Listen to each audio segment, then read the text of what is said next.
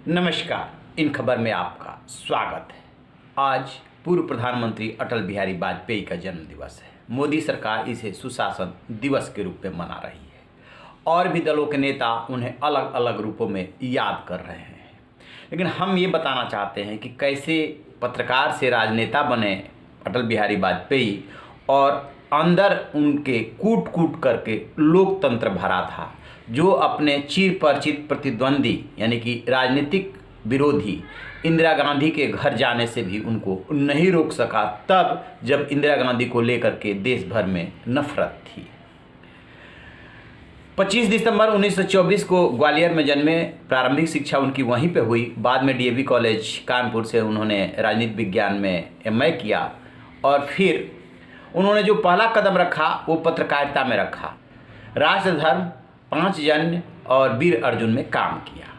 इसी दौरान क्या हुआ था कि हम ये बताना चाहते हैं कैसे पत्रकार और राजनेता बनने के पीछे जो है जो कहानी है या जो प्रेरणा स्रोत है वो श्यामा प्रसाद मुखर्जी हैं।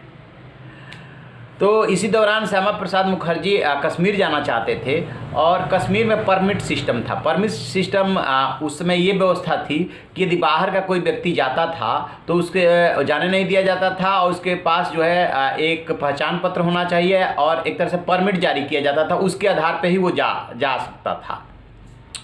तो जैसे कि आपको याद होगा मुरली मनोहर जोशी लाल चौक पे झंडा फहराने के लिए गए, वैसे ही चुनौती दे करके श्यामा प्रसाद मुखर्जी वहाँ पे गए और बिना परमिट के गए।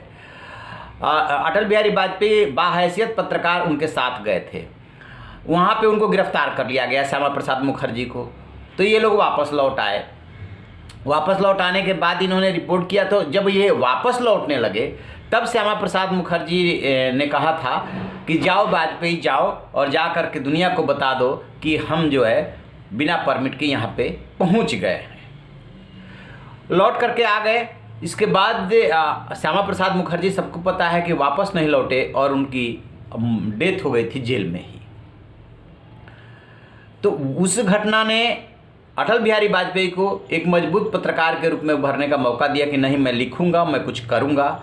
और जैसे ही डेथ की खबर मिली तो उन्होंने फिर ये तय किया कि श्यामा प्रसाद मुखर्जी के काम को आगे बढ़ाना है और वहीं से वो राजनीति में घुसे। यानी कि श्यामा प्रसाद मुखर्जी ही वो प्रेरणा स्रोत रहे जो उन्हें एक पत्रकार के रूप में, ठीक है पत्रकारिता में उनकी एंट्री हो गई थी, लेकिन और मजबूती से काम करने की प्रेरणा मिली और उसके बाद वो आ गए राजनीति में। और राजनीति में आए तो स्वाभाविक सी बात है कि जनसंघ से शुरुआत की और फिर बीजेपी के संस्थापकों में से जो 2 लोग रहे, अटल बिहारी वाजपेयी और लाल कृष्ण आडवाणी, और भी नेता जुड़े हुए थे, तो उसमें इनका अहम रोल रहा और यही जो है अध्यक्ष बने थे। अब इसके बाद आते हैं ये बात खुद उन्होंने जो है तौलीन सिंह को एक इंटरव्यू में सारी बातें बताई थी, कैसे वो पत्रकार बने और कैसे फिर राजनीति में आए। कि एक और वरिष्ठ पत्रकार है उल्लेख एनपी, तो उन्होंने एक अपनी पुस्तक लिखी है द अनटोल्ड वाजपेयी करके। उसमें जो वो जिक्र कर रहे हैं कि अटल बिहारी वाजपेयी वाकई में अंदर से कितने लोकतांत्रिक थे। कि 1977 का जब चुनाव हुआ उसके पहले इमरजेंसी लगी थी और इंदिरा ने एक तरह से लोकतंत्र को कुचलने की कोशिश की। फिर जो है बम्पर मेजोरिटी से 1977 में सरकार बनी। उसमें सारा विपक्ष एक हो गया था, जिसमें कि जनसंघ भी शामिल था, जनता पार्टी भी थी, सब एक हो गए थे। अटल बिहारी वाजपेयी विदेश मंत्री बने। इसके बाद इंदिरा गांधी बुरी तरीके से डरी हुई थी, क्योंकि उसके पहले वो कोर्ट से लेकर के और पार्लियामेंट तक हारती चली गई थी, चुनाव भी हारी थी। और उसी चुनाव को लेकर के जब इलाहाबाद हाई कोर्ट ने फैसला दिया तो उन्होंने सुप्रीम कोर्ट में उसे चैलेंज किया। सुप्रीम कोर्ट ने जब फैसला दिया तो उसके बाद उन्होंने इमरजेंसी लागू की थी। तो पहले से जो पृष्ठभूमि काम कर रही थी ऑलरेडी, वो इंदिरा गांधी डरी हुई थी, प्रधानमंत्री भी नहीं रही। 1977 में जो चुनाव हुआ उसमें बहुत ज़्यादा देश में दूसरे तरह का माहौल था, एंटी इंदिरा माहौल था। बम्पर मेजोरिटी आई। जब बम्पर मेजोरिटी आई और मोरारजी देसाई प्रधानमंत्री बने, अटल बिहारी वाजपेयी विदेश मंत्री बने। तो कहते ये हैं कि जब बांग्लादेश को उन्होंने अलग किया था तो अटल बिहारी वाजपेयी ने उनको पार्लियामेंट में दुर्गा कहा था। हालांकि बाद में उन्होंने ये भी कहा कि नहीं, मैंने ऐसा नहीं कहा था, मैंने उनको बधाई जरूर दी थी। खैर, शब्दों का हेरफेर हो सकता है, लेकिन इंदिरा गांधी और अटल बिहारी वाजपेयी के संबंध बहुत अच्छे थे।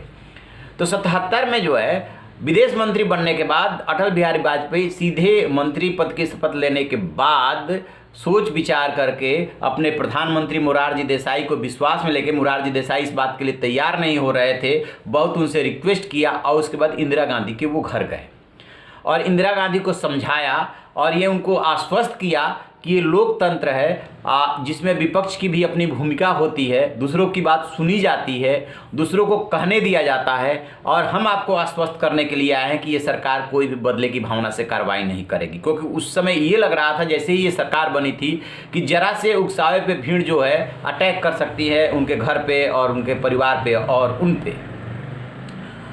तो इतने लोकतांत्रिक थे अटल बिहारी वाजपेयी जो आश्वस्त करने गए। ये बात अलग है कि आगे चल करके इंदिरा गांधी की गिरफ्तारी हुई और गिरफ्तारी होने के बाद कैसे वो एक पुलिया पे जा करके बैठ गई और फिर कैसे वो एक आंदोलन के रूप में तब्दील हो गया, वो आगे की घटनाएं हुई। लेकिन अटल बिहारी वाजपेयी नहीं चाहते थे कि कभी भी कि बदले की भावना से कार्रवाई हो। यही वजह रही कि बाद तक अटल बिहारी वाजपेयी के इवन गांधी परिवार से बहुत अच्छे रिलेशन रहे। राजीव गांधी ने उनके इलाज के लिए उनको बाहर भेजा, ज़बरदस्ती भेजा कि नहीं आपको जाना ही होगा।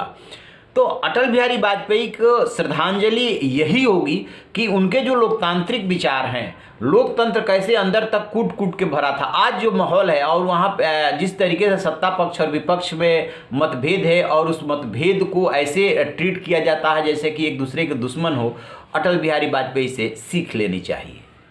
यही उनको श्रद्धांजलि होगी। तो आप रहिए न बेखबर, देखते रहिए इन खबर चैनल को सब्सक्राइब करें।